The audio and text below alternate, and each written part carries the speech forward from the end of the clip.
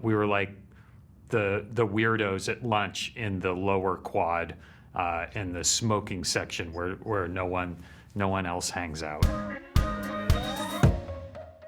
We started in 2008 and then wrapped it up in 2010.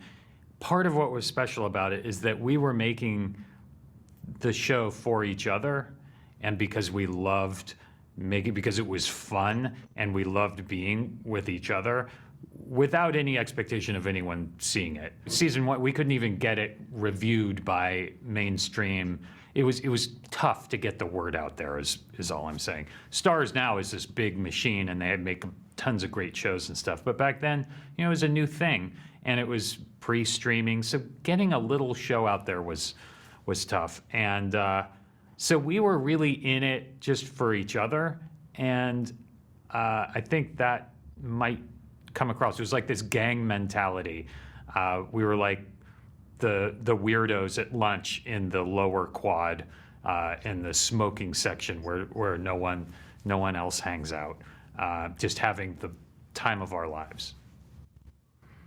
So, sorry, now people, more than 13,000 people enjoying it is terrific. It feels great. It's lovely. It was like coming home. I mean, we've seen each other out and about. We became really close doing the first. I was only in the first season. The first season together, it was like a kind of a magical time. I've been acting in this town long enough to appreciate the magical moments, and the first 2 seasons working with that group of people was magical, and I missed it, and I valued it, and I appreciated it.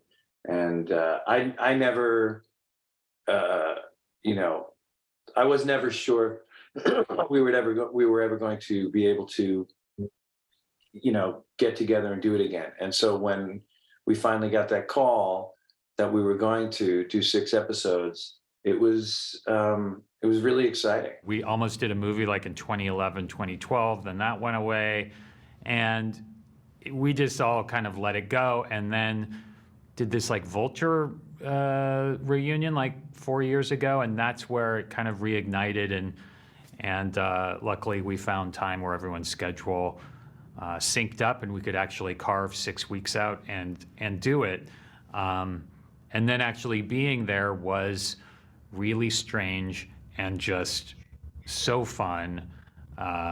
And we just love all this. It's almost a cliche now because there's so many reboots and stuff, but it really was just the best feeling because I just love all of them so much. We've been kind of threatening to do a movie. We thought maybe we were going to do a movie and that fell away.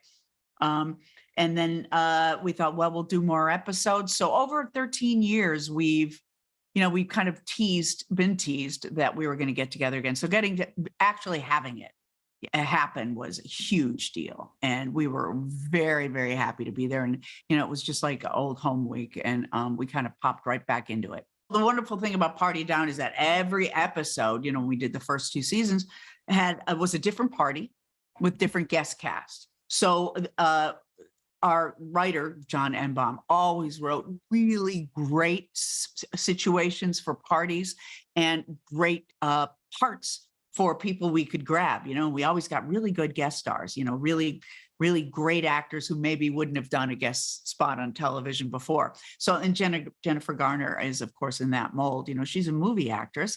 And she does a guest spot on our show, and she's fantastic. She gets it right away. She's kind of the person who the audience is watching the world through, because she's seeing the craziness that is Party Down, and of course she connects with Henry, Adam Scott's character, because he's kind of probably the most normal of all of us. I still can't believe we got Jennifer to do the show. I feel like we tricked her somehow, because when we were conceiving of the role, when John was conceiving of the role, we were kind of talking about like, someone like Jennifer Garner, never thinking that we would get Jennifer Garner to actually do it, and then she said she would, and great, but then it was like, okay, we have this this little show, is she going to think we're all weirdos?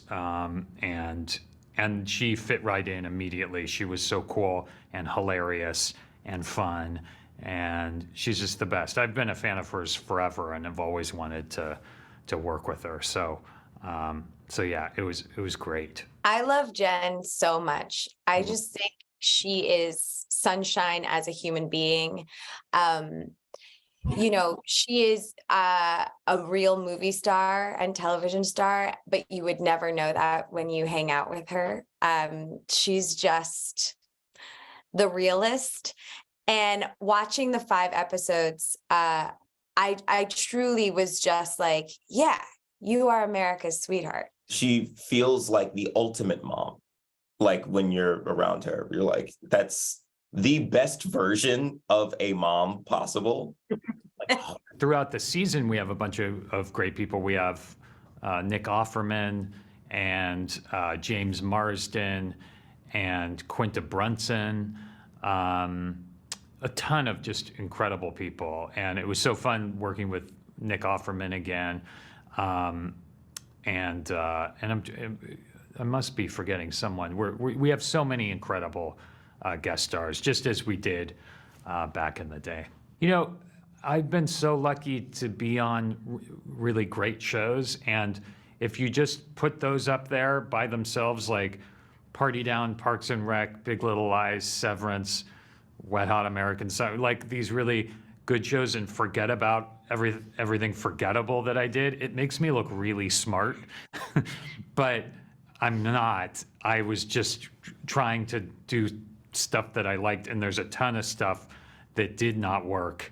And it's kind of great that it goes away and you only remember the stuff that's lasted, because like I said, it makes me look super smart and strategic, but I'm not. As it became something available on streaming, it started to come to life, and people like the New York Times, you know, recommending it, and word getting out there became kind of this, you know, kind of this hidden gem. And so it really feels great that people have discovered it and love it as much as we love it. And then we got to come back and do more. You know, that never happens. And so it's nice that it happened. If it was going to happen to any show, this show deserved it. Like the video? Then hit the button, or better yet, drop us a comment. Then check out our latest videos here. And don't forget to subscribe by hitting the button here for more celebrity interviews and entertainment news.